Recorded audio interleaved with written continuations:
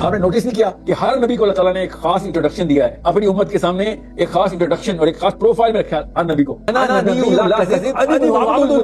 یہ کیا شعر ہے؟ یہ شعر سنیں کیا ہے؟ انا نبی لا کذب انی ابن عبد المطلب. اس دو مصروں کا آپس میں تعلق کیا ہے کہ میں جھوٹا نبی نہیں ہوں، میں عبد المطلب کا بیٹا ہوں. عبد المطلب کوئی نبی تو نہیں ہے، نبی تو محمد مصطفیٰ صلی اللہ علیہ وسلم ہے نا. انی ابن عبد المطلب یہاں پہ کیوں کہہ رہے ہیں اللہ تعالیٰ کے نبی صلی اللہ علیہ وسلم، وہ بھی حنین کے ٹائم پہ. یہ حنین کا غزوہ چل رہا ہے کہ بھائی میں جس خاندان سے ہوں، نہ میرا باپ نہ میرا دادا تم سے کبھی ڈرا ہے. میرا دادا تم سے سپیریئر تھا، تم میرے دادے کے پیروں میں رہتے تھے ہر وقت. نہ میرا باپ تم سے کبھی انفیریئر رہا ہے، تو تم سمجھو میں تم سے ڈر جاؤں گا. تم لوکل چودھری آ گئے ہو، تم مجھے انٹیمیڈیٹ کرو گے. Not gonna happen. Higher psychological disposition کے اوپر سے لوور سائیکولوجیکل ڈسپوزیشن کو ایسے ایڈریس کیا جاتا ہے. یہ لوگ لوور سائیکولوجیکل ڈسپوزیشن کے. اسی لیے میں کہتا ہوں جب تک میرا اور آپ کا بیٹا مسجد کے خطبے نہیں شروع کرے گا کیسے میں پھر بتا دوں، تو پھر انہی لوگوں نے دینے اور پھر لوور سائیکولوجیکل ڈسپوزیشن پوری قوم میں ریڈیٹ کرتی رہے گی.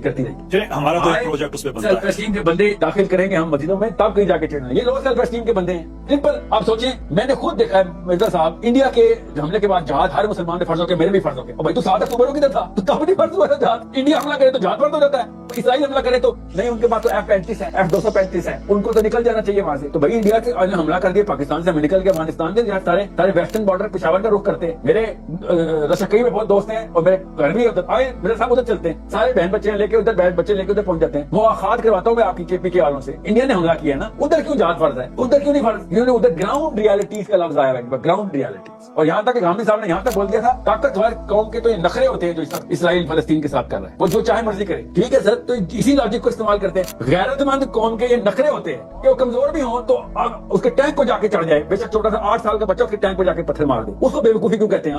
غیرت مند لوگوں کے کچھ اور نخرے ہوتے ہیں، ان لوگوں کو یہ بتاتا ہوتا ہوں میں. اور بے غیرت لوگوں کے کچھ اور نخرے ہوتے ہیں، کوئی اور لاجک ہوتے ہیں. دس از واٹ عمر خطاب نے کہا تھا نا کہ اگر مدینے کی چونٹیاں بھی میرے ساتھ آئی نا اور کچھ بھی نہ آیا تب بھی میں آؤں گا حملہ کرنے. غیرت مند بندہ ایسے بات کرتا ہے، اس کے لاجک کی ڈیفینیشن کچھ اور ہوتی ہے، ان کے لاجک کی ڈیفینیشن کچھ اور ہوتی ہے.